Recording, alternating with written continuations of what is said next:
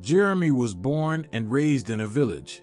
He had only been to the city once in his life, and that was on a school trip to a museum. But the memories of the bustling city stuck in his mind, and from a young age, he knew he wanted to live there. Rural life didn't suit him. In the countryside, there were no opportunities, and even earning a little money was a challenge. All the villagers worked in the district and commuted to work every day by bus or bicycle. Jeremy watched his fellow villagers and thought that he didn't want to live like that. The idea of moving to the city constantly occupied his mind. In school, he studied decently but knew he couldn't count on higher education. He was an average student. Sometimes he didn't feel like doing homework, but the thought of finding a job without a diploma gave him hope. After finishing school, all of Jeremy's friends either went to college or joined the army.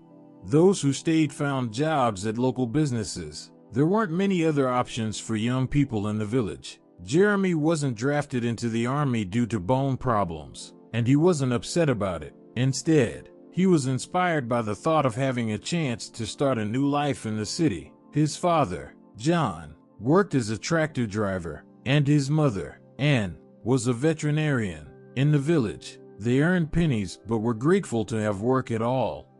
John worked tirelessly all week long, and on weekends, he relaxed in front of the TV with a bottle of beer, and worked on a farm and helped villagers when their livestock got sick. They had never thought about living in the city, as they were typical country folk who felt comfortable at home. At first, Jeremy's parents couldn't understand his desire to leave for the city and urged him to study to become a veterinarian, like his mother, and stay to work in their native village. But Jeremy was determined. He had made up his mind at the age of 14 when he realized that staying in the village would ruin his life. His parents objected but had to accept his decision. They gave him some money to get started and sent him off with their blessing. John simply said, "Don't let us down out there." Jeremy promised he would do his best. He was full of hope and believed he would succeed.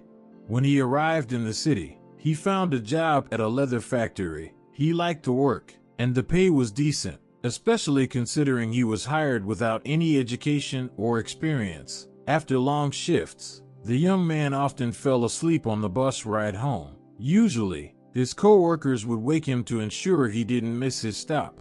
But one time, after working overtime, he was traveling home alone, with no one to wake him.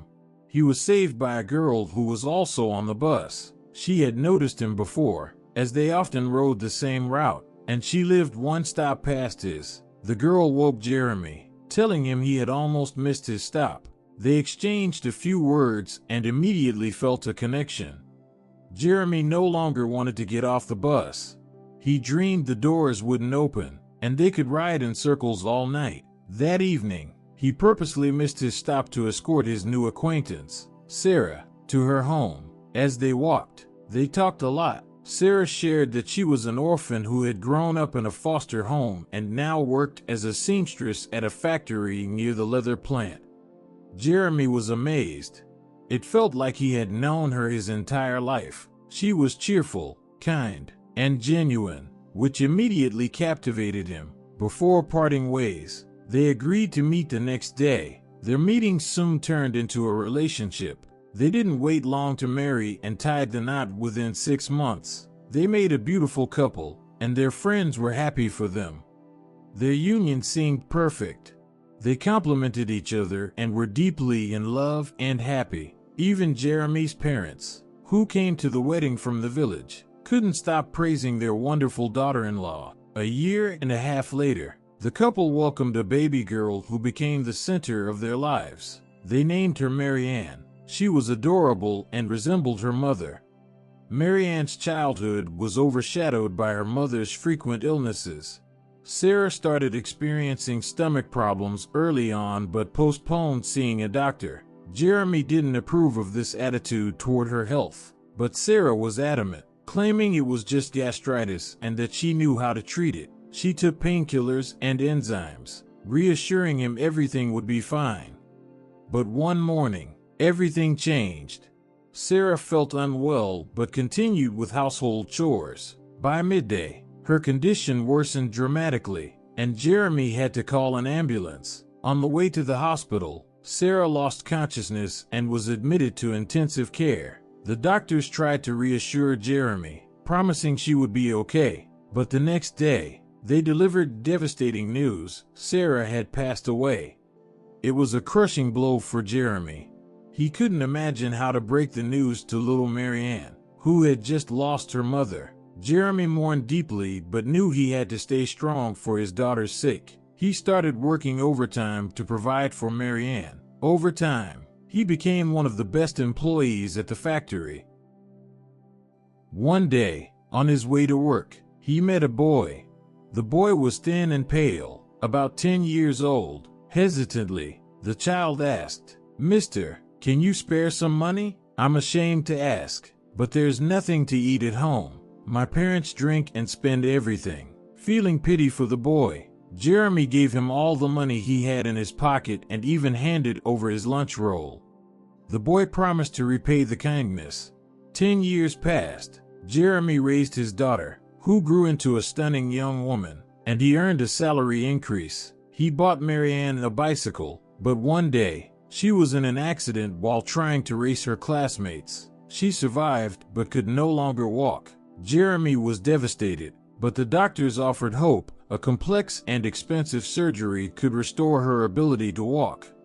Jeremy tried to raise the money, but the amount was overwhelming. He worked extra shifts, but it still wasn't enough. Marianne struggled to adapt to life in a wheelchair. She grew into a beautiful young woman with a radiant smile that hid her pain. People pitied her, and it broke Jeremy's heart that he couldn't help his daughter. His despair deepened until fate knocked on his door. One evening, a man in an expensive suit, about 30 years old, arrived at their home. He greeted Jeremy politely and asked, "Do you remember me?" Jeremy shook his head in surprise. Then the man pulled a few large bills from his pocket and handed them over. Jeremy took the money, counted it, and suddenly remembered. Standing before him was the same boy he had once fed and helped. Now, he was a grown, successful man named Nate. "I've come to keep my promise," Nate said. He explained that he had spent years searching for Jeremy to repay his kindness. Upon learning about Marianne's situation, Nate decided not just to return the favor, but to fully cover the cost of her treatment and rehabilitation. Jeremy couldn't hold back his tears. He was overwhelmed by how his small act of kindness had come back years later as life-changing support. Thanks to Nate's financial help, the surgery was a success, and a few months later, Marianne took her first steps. It was an incredible moment that brought everyone to tears. Nate began visiting their family frequently. He helped Marianne with her studies, brought her medicine, and gradually, warm feelings developed between them. Marianne fell in love with Nate, not realizing that he had long felt the same way about her. Eventually, Nate decided to take the next step. He invited Marianne on a date, arranging a romantic picnic under the stars. During dinner, he confessed his love for her. Though surprised, Marianne felt the same and joyfully agreed to their union. 6 months later, they were married. The wedding was attended by all their friends, relatives, and even Jeremy's neighbors. It was a wonderful event, and the father of the bride was the happiest guest. At the wedding, Jeremy himself found love, Anastasia, Nate's cousin, who had shown him affection throughout the evening. The story ended happily for everyone. Jeremy's kindness and compassion brought him new friends, a new love, and a happy daughter who had finally found her own happiness.